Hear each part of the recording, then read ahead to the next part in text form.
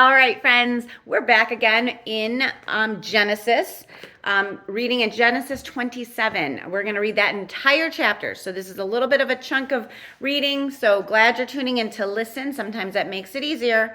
But I still want you to grab your Bible because you want to be reading with us. Grab your comma journal and a pen so that you can write things down, take notes. Consider the different aspects of comma. Comma Quick Start Guide helps you understand that. If you aren't loving reading, there's a video that walks you through the Comma Quick Start Guide also to give you those helpful tips and hints on how to think about this passage a little bit differently. But we are continuing with the story of Jacob and Esau, and so sit back and listen. All right. Genesis 27. When Isaac was old and his eyes were so weak that he could no longer see, he called to Esau, his older son, and said to him, "My son." "Here I am," he answered. Isaac said, "I am now an old man and don't know the day of my death. Now then, get your equipment, your quiver and bow, and go out to the open country to hunt some wild game for me. Prepare me the kind of tasty food I like, and bring it to me to eat, so that I may give you my blessing before I die." Now Rebekah was listening to Isaac, as Isaac spoke to his son Esau. When Esau left for the open country to hunt game and bring it back, Rebekah said to her son Jacob, "Look, I overheard your father say to your brother Esau, 'Bring me some game and prepare me some tasty food to eat, so that I may give you my blessing in the presence of the Lord before I die.' Now, my son, listen carefully and do what I tell you. Go out to the flock and bring me 2 choice young goats, so I can prepare some tasty food for your father, just the way he likes it. Then take it to your father to eat, so that he may give you his blessing before he dies." Jacob said to Rebekah, his mother, "But my brother Esau is a hairy man, while I have smooth skin. What if my father touches me? I would appear to be tricking him and would bring down a curse on myself rather than a blessing." His mother said to him, "My son, let the curse fall on me. Just do what I say. Go and get them for me."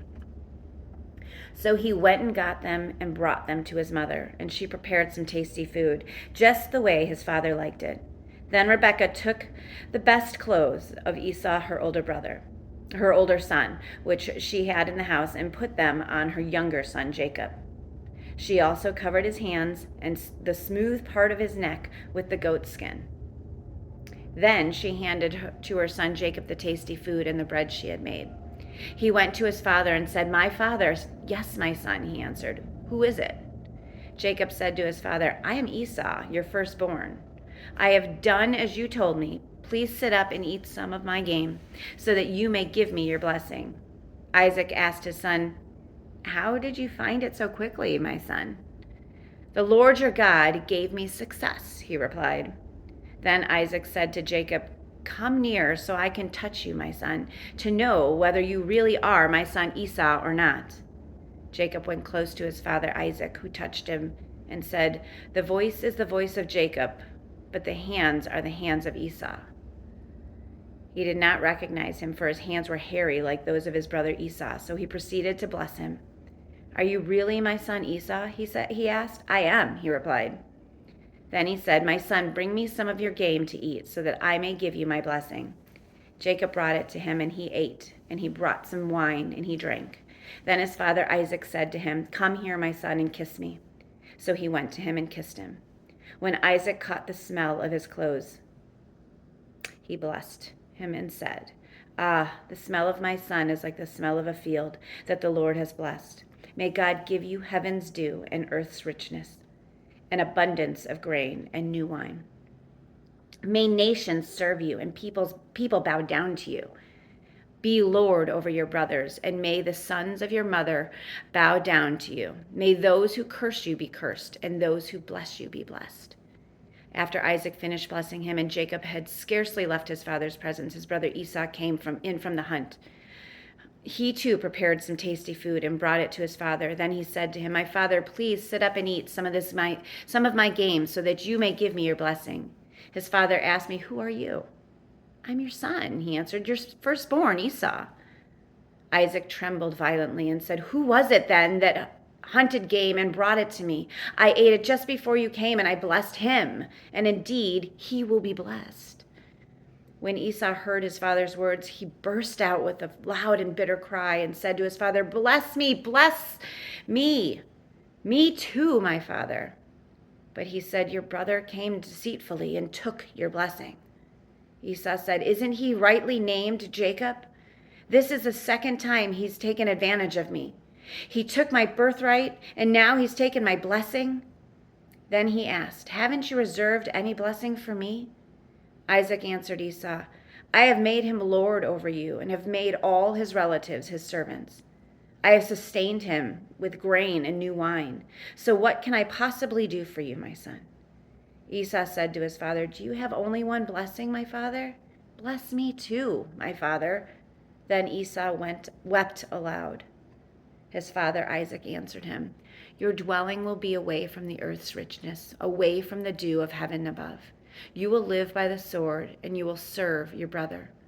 But when you grow restless, you will throw his yoke from off your neck." Esau held a grudge against Jacob because of the blessing his father had given him. He said to himself, "The days of mourning for my father are near. Then I will kill my brother Jacob." When Rebekah was told what her older son Esau had said, she sent for her younger son Jacob and said to him, "Your brother Esau is planning to avenge himself by killing you. Now then, my son, do what I say. Flee at once to my brother Laban in Haran. Stay with him for a while until your brother's fury subsides. When your brother is no longer angry with you and forgets what you did to him, I'll send word for you to come back from there.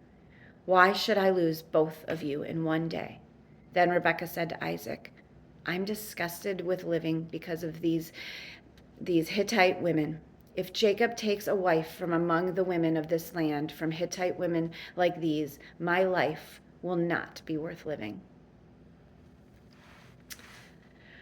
All right, a lot happening in all that reading. So go back, reread it, re-listen to it, pick up your comma quick start guide, check out those helpful tips and hints, write them down in your comma journal. There is space to do that. And then you can go on to the next reading unless you want to learn more about the comma quick start guide. Again, context, what's happening at the time that this book was written. Oh, observations. Look at those treats without the vowels. TRTS, the theme is the first T. Repeating words or phrases is the R. Truths about God is that second T. And then something striking is the S. Then you're going to want to look at what does the message say? What's God saying in this? And so put on your specs to take a closer look. SPECS. Is there a sin to confess? That first S. The P, the promise to claim. Does God have a promise in this? E, an example to follow. Is there an example that God is showing you by the way someone's living? How about a command to obey? Is that C? And then that second S is statement about God. What is true about God that you now know after reading this and listening to this? Take a moment, think about all of that. That's meditation, that second M, and then that A in comma is application. How does this apply to your life today? Written way back when, but God has something that he wants you to know from this passage and take away from this passage. So everything in the Bible applies to you also today. And so think about that. How can you apply this story to your life? All right. Thanks, friends. We look forward to seeing you tomorrow.